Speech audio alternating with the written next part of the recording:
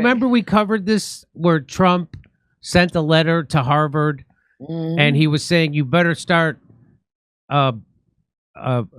you better create an organization that looks at people's thought crimes about Israel, and at the same time you better stop policing people's speech around woke stuff.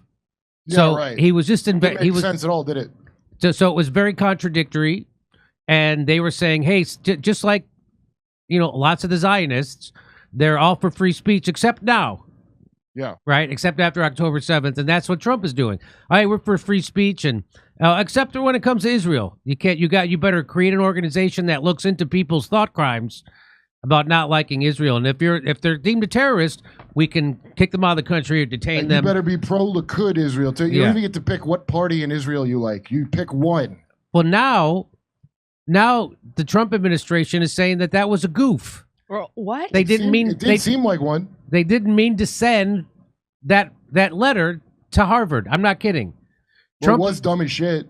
Trump officials blame mistake for setting off confrontation with Harvard. And why this became a big deal is because Harvard, unlike Columbia, said, no, we're not going to go along with your stuff. We're not going to police people's speech when it comes to Israel, or we're not going to do that. So they stood up. And now Trump's officials are saying, oh, no, we didn't mean that. We didn't mean that. Let me finish. Let me finish. Okay. Harvard University received an emailed letter from the Trump administration last Friday that includes a series of demands about hiring, admissions, curriculum so onerous that the school officials decided they had no choice but to take on the White House. The university announced its intentions on Monday, setting off a tectonic battle between one of the country's most prestigious universities and the U.S. president. Then almost immediately came a frantic call from a Trump official. The April 11th letter from the White House's task force on anti-Semitism, this official told Harvard, should not have been sent, and it wasn't authorized. Oh, we didn't do, wait, whoa. Can we take that email back? The letter was sent by the acting general counsel of the Department of Health and Human Services, Sean Cavini, according to 3 other people. Mr. Cavini is a member of the anti-Semitism task force. Shut up. They finally... we need a task force because all the anti-Semitism. Where's it coming from? I know. What a collection of dipshits. They finally overstepped when they demanded that the university change its name from Harvard to Harvey Weinstein. That's what I heard. Anyway. It is unclear what prompted the letter to be sent last Friday. Its content was authentic, the 3 people said, but there were differing accounts inside the administration of how it had been mishandled. Some people at the White House believed it had been sent prematurely, according to the 3 people who requested anonymity because they were not authorized to speak public. Okay. Others in the administration thought it had been meant to be circulated among the task force members rather than sent to Harvard. But its timing was consequential. The letter arrived when Harvard officials believed they could still avert a confrontation with President Trump. Over the previous 2 weeks, Harvard and the task force, they had been engaging in a dialogue. The anti-Semitism task force. Can you imagine if Trump had an anti-trans, transphobia task force? Imagine that. They had that at the previous. Didn't they have this before? This is just a new one, and I'll bet some maniac Zionist, whoever sent that, because they're such close friends and aircraft carriers, this country to us, never causing problems. Over the previous 2 weeks, Harvard and the task force had engaged in a dialogue, but the letter's demands were so extreme that Harvard concluded that a deal would ultimately be impossible. Don't you hate when you send a text to the wrong person? Instead, this time they sent it to the Harvard. After Harvard publicly repudiated the demands, the Trump administration raised the pressure, freezing billions in federal funding to the school and warning that its tax-exempt status was in jeopardy. A senior White House official said the administration stood by the letter. What? Calling the university's decision to publicly rebuff the administration overblown and blaming Harvard for not continuing. So now they're blaming Harvard for saying, why are you making a big deal out of that letter? You I should don't have just understand what's happening. you should have just kept our dialogue going. That's what they're saying. It was malpractice on the side of Harvard's lawyers not to pick up the phone and call the members of the anti-Semitism task force. The fact that Trump has an anti-Semitic task force is such... Wait, let's read the next line. It's amazing. The next line is just... Who they had been talking to for weeks. Watch. Said May mailman. No, not that part. That is funny, but that's not the part. The White House senior policy strategist. Instead, Harvard went on a victimhood campaign. Are you kidding? Are you... Jimmy, what? Go. You mean you guys threatened to take away their tax-exempt status, you threatened to take away hundreds of millions or billions of dollars in federal funding, and you sent that letter telling them how they should hire people, fire people, and create a task force of their own, and they're the ones who are... You know, I don't want to say the letter was pushy because I don't want to be deported from the country I was born in, but it was a bit pushy. Still, Ms. Mailman said there is a potential pathway to resume discussions if the university, among other measures, follows through on what Mr. Trump wants and apologizes to its students for fostering a campus where there was anti-Semitism. I don't think that's going to happen. I don't want to be on Harvard's side, but Miss Mailman, someone should send her away. Yeah. Somebody should put her in the mail. Harvard pushed back on the White House's claim that it should have checked with the administration lawyers after receiving the letter. The letter was signed by 3 federal officials, placed on an official letterhead, was sent from the email inbox of a senior federal official, and was sent on April 11th as promised. Recipients of such correspondence from the U.S. government, even when it contains sweeping demands that are astonishing in their overreach, do not question its authenticity or seriousness.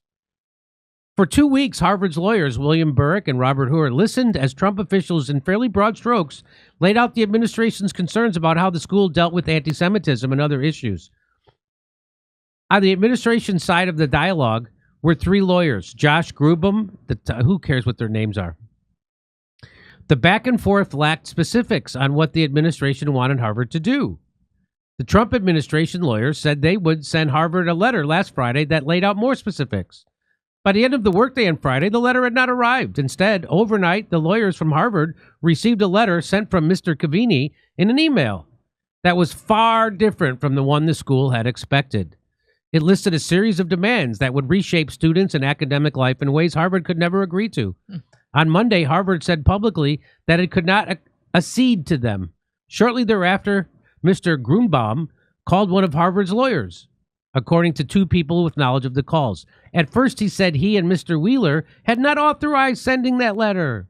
Whoa! He then slightly changed his story, saying the letter was supposed to be sent at some point, just not on Friday, when the dialogue between the 2 sides was still constructive. It was supposed to be after Shabbos, we said. Yeah. Harvard officials, including several who worked in government earlier in their careers, were shocked that such an important letter bearing the logos of 3 government agencies with signatures of 3 top officials at the bottom could be sent by mistake. But at that point, there was no way for Harvard to undo what had already been set in motion. Oh, okay. So some prick Israel asset sent that on purpose to make sure they could try to push their bullshit through. I'll bet you that's what it is. The university had already declared that it would rebuff the letter's demands. And despite claiming that the letter should not have been sent, the Trump administration didn't withdraw it. In response to Harvard's decision to fight, the White House announced that Mr. Trump was freezing $2.2 billion in grants. Within a day, he was threatening to revoke Harvard's tax-exempt status. Do it. Do that anyway, regardless of this. Yeah, please do that. Matt Stoller says this kind of selfish idiocy will cost the Trump administration, the Trump White House support. They admit the letter attacking Harvard was sent by mistake, but then they double down. All their supporters who believe them look like idiots. Well, not as big of idiots as people that pay for a Harvard education. Yeah. You know, like I want Trump to burn it down with all of Harvard in it myself, so it's not going to be that big a deal, but it is really stupid that I have to agree with Harvard on this. It's unbelievable. I didn't think I could agree with Harvard on anything.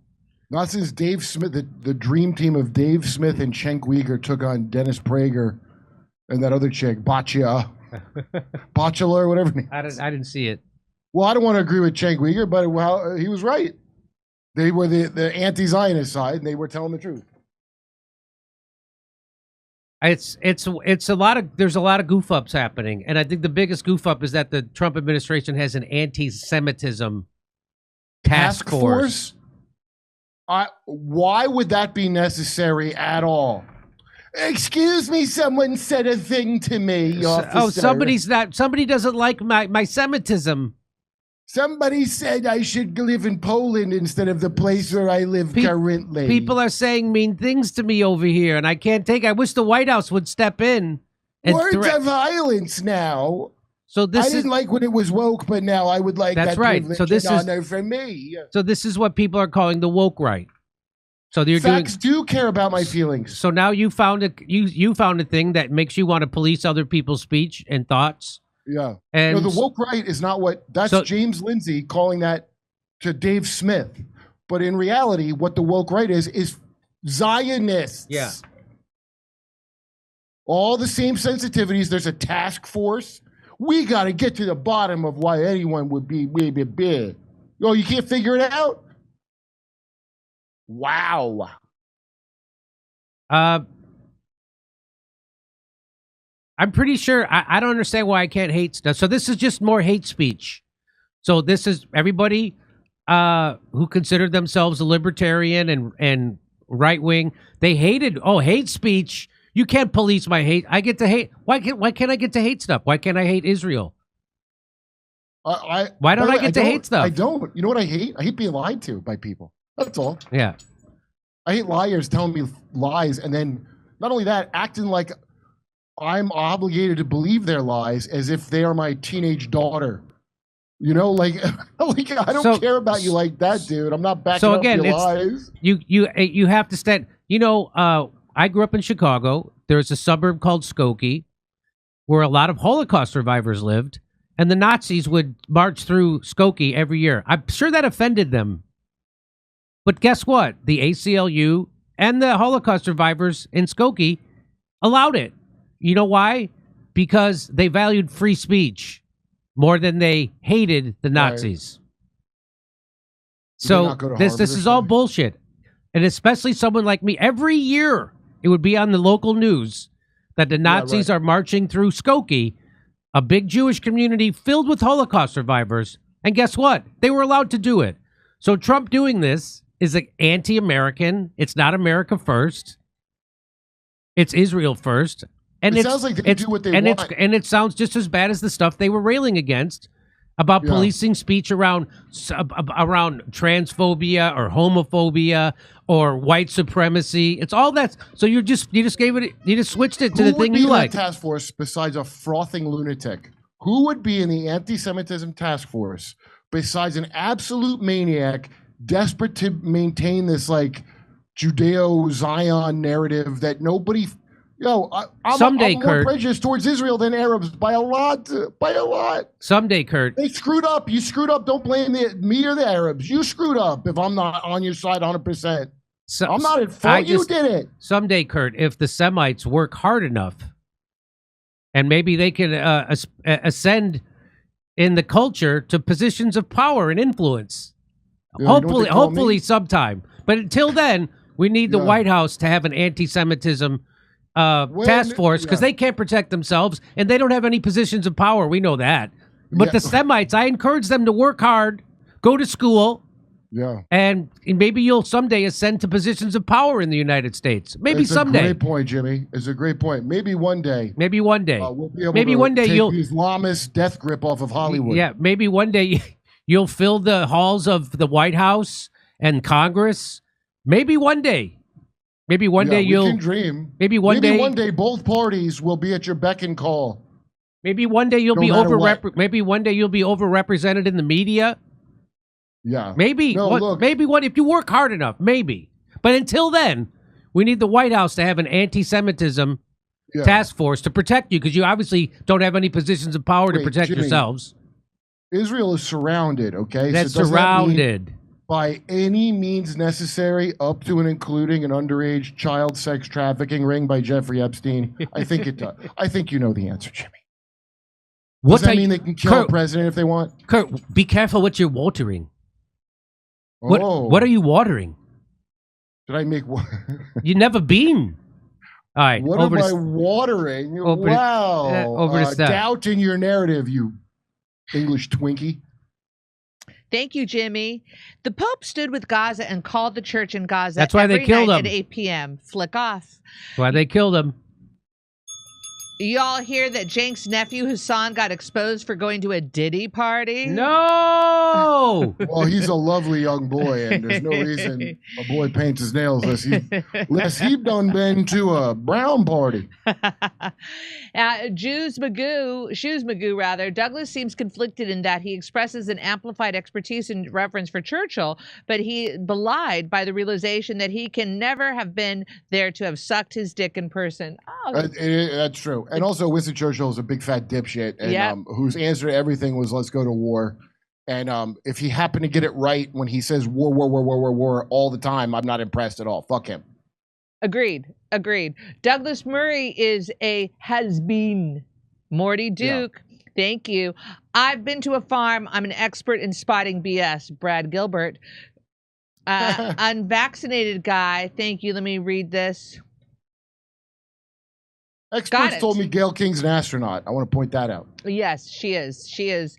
Bimal, protect and defend us, Constitution, money out. What you're not seeing is the rest of Kurt's news outfit, assless chaps with a cactus-inspired meat cover. That's not true. None of that is true. I'm wearing a shirt and no pants. So watch this. Did you know